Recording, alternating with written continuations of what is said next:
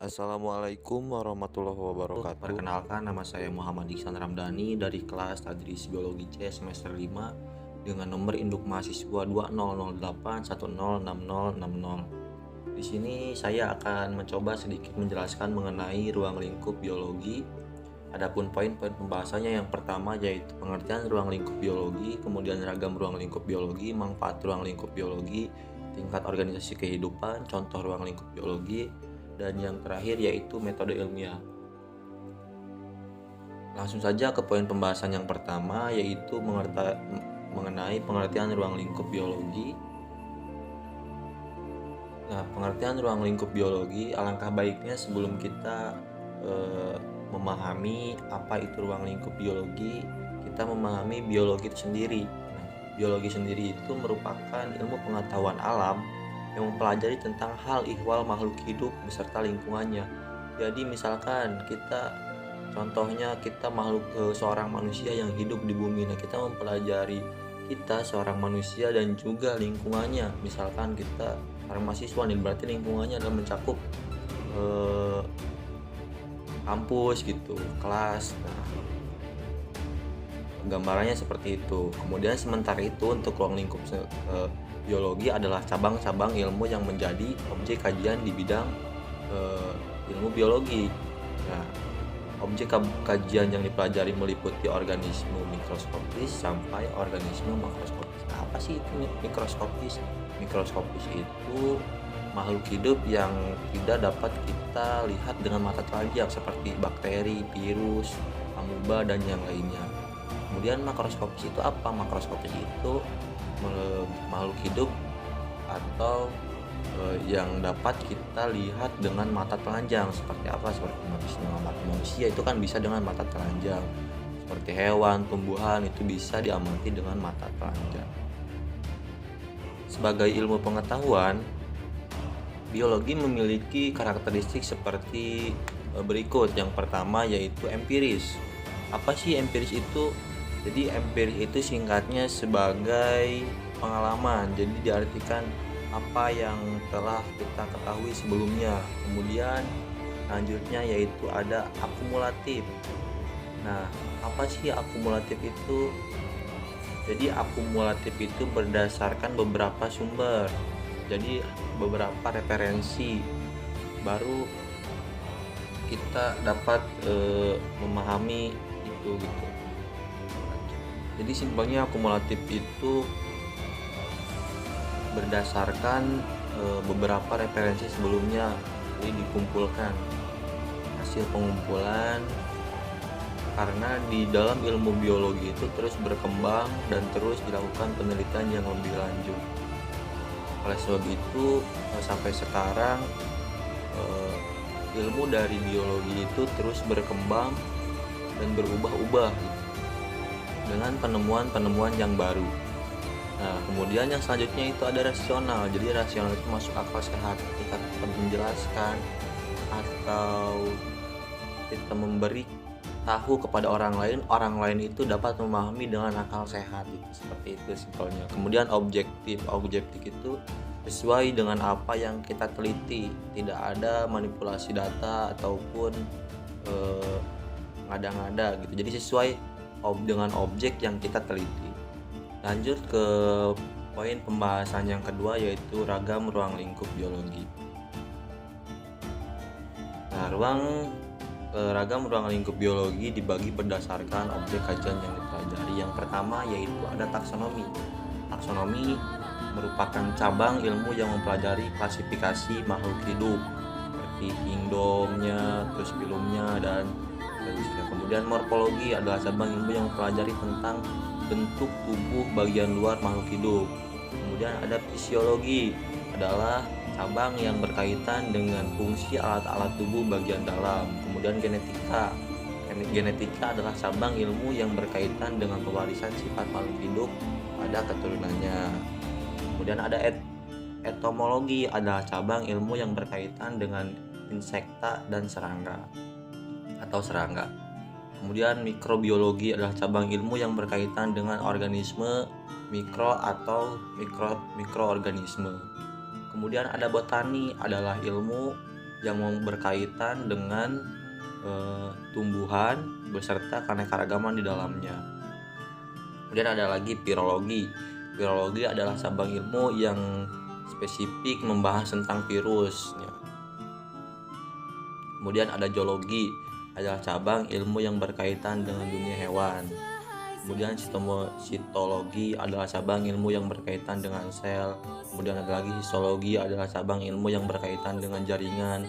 Kemudian ada lagi evolusi dan merupakan cabang ilmu yang berkaitan dengan asal-usul makhluk hidup beserta perubahan yang terjadi di dalamnya. Nah, apa sih manfaat kita mempelajari ruang lingkup biologi atau mempelajari biologi itu? Apa sih manfaatnya? Yang pertama itu contohnya memudahkan para ilmuwan untuk mengidentifikasi setiap spesies makhluk hidup beserta karakteristiknya. Kemudian membantu para ilmuwan untuk mengembangkan rekayasa genetika pada produk pertanian, obat-obatan, teknologi, dan berbagai bidang lainnya. Kemudian memudahkan proses identifikasi suatu penyakit beserta cara menyembuhkannya, yaitu dibahas tadi. Berarti cabang ilmu virologi yang berkaitan dengan virus, kemudian memudahkan proses identifikasi suatu penyakit tuh ya tadi dibahas dalam ilmu virologi. Memudahkan ilmuwan juga dalam mempelajari pewarisan sifat dari induknya ke turunannya, yaitu dari cabang tadi genetika. Kemudian membantu menyelamatkan ekosistem laut dari berbagai kerusakan akibat ulah manusia.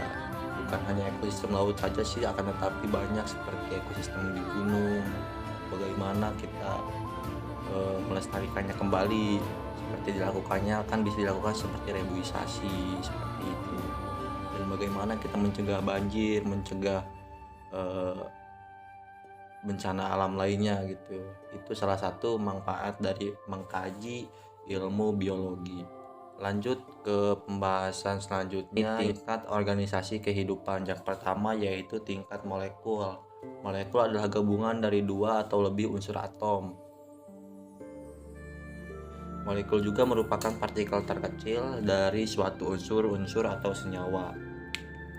Sebagai komponen materi jamak, molekul terdapat pada zat organik dan biokimia. Molekul menjadi unsur penyusun sebagai besar samudra dan atmosfer. Contoh molekul adalah molekul air. Telah kita ketahui bahwa 70% tubuh manusia tersusun atas air, sehingga molekul ini merupakan bagian penting dari kehidupan manusia. Yang kemudian yaitu ada tingkatan sel.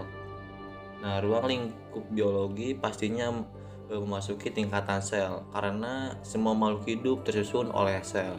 Nah, sel sendiri adalah merupakan bagian paling kecil dalam sistem yang memiliki fungsi untuk menyusun tubuh dari makhluk hidup.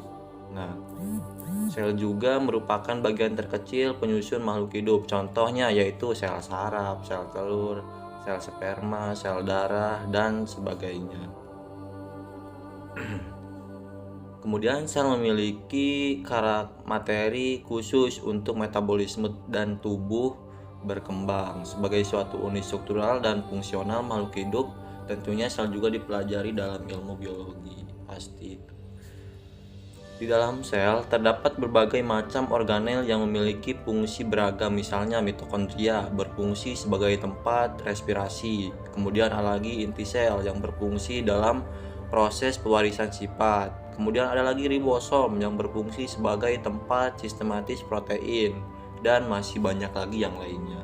Nah, tingkat selanjutnya yaitu tingkat jaringan.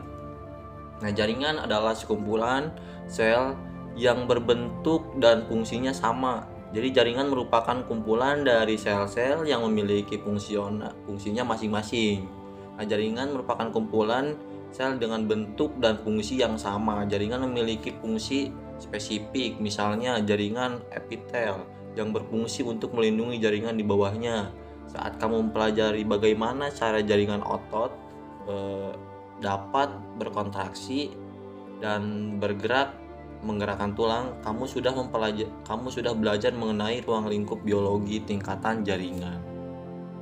Nah, adapun contoh jaringan adalah jaringan ikat, jaringan epitel, jaringan darah, jaringan epidermis pada tumbuhan, dan masih banyak lagi yang lainnya. Kemudian tingkat selanjutnya yaitu tingkat organ dan sistem organ. Terdapat organ yang merupakan sekumpulan jaringan pada makhluk hidup. Nah, organ ini tersusun atas sekumpulan jaringan. Nah, definisi organ yaitu sekumpulan jaringan yang bekerja sama dalam menjalankan fungsi tertentu. Organ tersusun atas berbagai jaringan yang saling bersinergi sehingga bisa bekerja sesuai fungsinya. Contohnya yaitu organ jantung terdiri dari berbagai jaringan yang saling bersinergi sehingga jantung bisa memompa darah ke seluruh tubuh. Kemudian tingkat organisme atau individu. Nah, sementara itu sistem organ adalah kumpulan organ yang kerjanya saling berkaitan satu sama lain. Misalnya, kinerja paru-paru dipengaruhi oleh kinerja jantung. Organisme merupakan makhluk hidup yang umum kita kenal. Organisme atau individu ini terbagi atas organisme uniseluler dan multiseluler. Contoh organisme uniseluler yaitu protozoa dan bakteri. Sedangkan multiseluler contohnya yaitu manusia, tumbuhan, dan hewan. Organisme multiseluler dibentuk oleh sistem organ yang bekerja sama. Misalnya pada manusia, ketika ada masalah pada suatu sistem organ pencernaan misalnya, maka akan mempengaruhi sistem organ lainnya. Nah, kemudian individu merupakan satuan makhluk hidup tunggal, sehingga individu memiliki ciri khasnya masing-masing. Tingkat selanjutnya yaitu tingkat populasi. Populasi adalah organisme sejenis yang bertempat tinggal di habitat tertentu. Misalnya populasi harimau di hutan, populasi penguin di kutub selatan, dan sebagainya. Individu sejenis yang berkumpul pada satu tempat pada waktu yang sama disebut dengan populasi. Dalam organisasi tersebut, nantinya masing-masing individu akan melakukan interaksi seperti perkawinan. Hasil dari perkawinan tersebut akan membentuk individu baru, sehingga populasi yang semakin banyak. Contoh ruang lingkup biologi tingkatan populasi yaitu populasi lebah, populasi burung, dan populasi ayam. Nah, ketika kita contohnya mempelajari budidaya lele, nah itu kita sudah mempelajari ruang lingkup biologi tingkatan populasi. Kemudian ada lagi selanjutnya yaitu tingkat komunitas. Nah, komunitas sendiri merupakan kumpulan berbagai populasi yang saling berinteraksi di suatu area. Pada suatu tempat tentu akan terdiri dari banyak populasi. Kumpulan populasi yang saling berhubungan disebut dengan komunitas. Contohnya komunitas sawah yang terdiri dari populasi padi, populasi rumput, populasi ular, populasi tikus, populasi kodok, dan masih banyak organisme yang hidup di situ, atau populasi yang hidup di ekosistem. Jadi populasi itu singkatnya komunitas itu merupakan sekumpulan dari populasi. Interaksi yang terjadi dalam satu komunitas yaitu interaksi dalam satu populasi atau interaksi lintas populasi. Komunitas adalah kumpulan dari populasi. Dalam komunitas, makhluk hidup akan berinteraksi dengan sama spesiesnya atau spesies lainnya. Contoh komunitas adalah kawanan burung yang mendapatkan makanan sisa dari kawanan rusa. Kemudian tingkatan ekosistem. Ekosistem adalah kumpulan komunitas beserta interaksinya dengan lingkungan. Ekosistem merupakan organisasi kehidupan yang saling berhubungan, bergantung, dan ada timbal balik. Interaksi yang dimaksud yaitu hubungan antara makhluk hidup dengan makhluk hidup atau makhluk hidup dengan dengan lingkungan. Jadi ekosistem yaitu tersusun atas komponen biotik yaitu makhluk hidup dan abiotik yaitu yang tidak hidup. Satu tingkat di atas komunitas ada tingkatan ekosistem. Dalam ekosistem biasanya terdapat rantai makanan yang berfungsi agar makhluk hidup tetap lestari. contoh ekosistem adalah ekosistem sawah, ekosistem padang pasir, ekosistem kutub, dan sebagainya. Kemudian selanjutnya yaitu tingkatan bioma. Nah, kumpulan dari ekosistem tersebut kemudian membentuk yang namanya bioma. Bioma adalah kumpulan ekosistem yang ada di dunia. Terdapat 6 jenis bioma di bumi, yaitu bioma gurun, padang rumput, hutan gugur, hutan hujan tropis, taiga, dan bioma tundra. Bioma adalah ekosistem khusus yang menempati suatu area dengan jenis iklim tertentu serta interaksinya dengan lingkungan tertentu. Dan yang terakhir yaitu ada tingkat biosfer. Tingkat biosfer adalah tempat di bumi yang biasa dihuni oleh berbagai makhluk hidup. Biosfer adalah bagian luar dari planet bumi mencakup udara, daratan, dan air yang memungkinkan kehidupan dan proses biotik berlangsung. Ya, ke poin pembahasan yang selanjutnya yaitu contoh ruang lingkup biologi.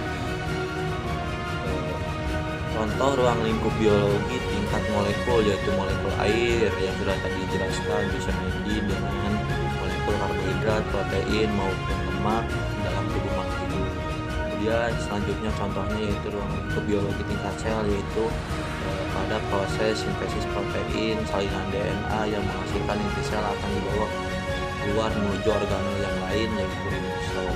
Contoh ruang lingkup biologi tingkat jaringan yaitu jaringan epitel tersusun atas sel-sel epitel dengan adanya jaringan ini seluruh organ tubuh bisa terjadi. Contoh ruang lingkup biologi tingkat organ dan sistem organ yaitu kulit yang menempel di tubuh terdiri dari jaringan epitel, jaringan lemak, dan jaringan otot. Contoh ruang lingkup biologi tingkat individu yaitu saat terangsang flu, tubuh akan terasa lemas, tulang terasa linu, dan hidung berair.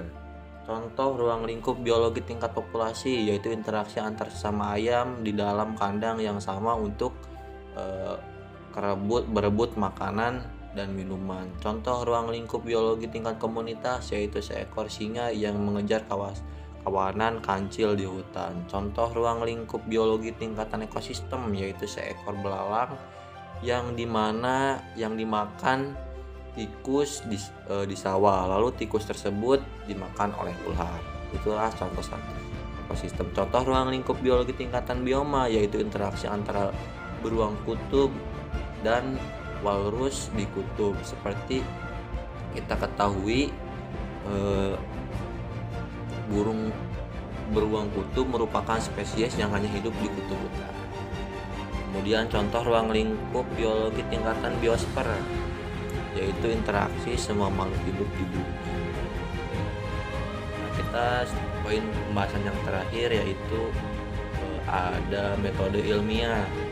Nah, sebagai bagian dari ilmu pengetahuan alam, perumusan ilmu biologi harus melalui serangkaian metode ilmiah, yaitu sebagai berikut: membuat rumusan masalah sebelum kita melakukan penelitian, kemudian mengumpulkan data-data yang berkaitan dengan permasalahan yang akan kita bahas atau kita teliti, kemudian kita membuat dugaan sementara atau yang biasa kita sebut dengan hipotesis, yang selanjutnya kita melakukan penelitian, percobaan atau eksperimen dengan apa yang akan kita itu teliti tadi. Kemudian kita menghasilkan data tuh, mau diolah kita data itu, data penelitian kita, dan membandingkannya dengan teori-teori yang ada sebelumnya atau yang telah dilakukan para ilmuwan sebelumnya. Kita kaitkan dengan itu. Kemudian selanjutnya itu membuat kesimpulan terkait penelitian. Jadi setelah apa yang kita bahas, setelah kita melalui proses perumusan masalah, mengumpulkan data, membuat dugaan sementara atau hipotesis, melakukan penelitian dan mengolah hasil dari apa yang kita teliti, kita simpulkan.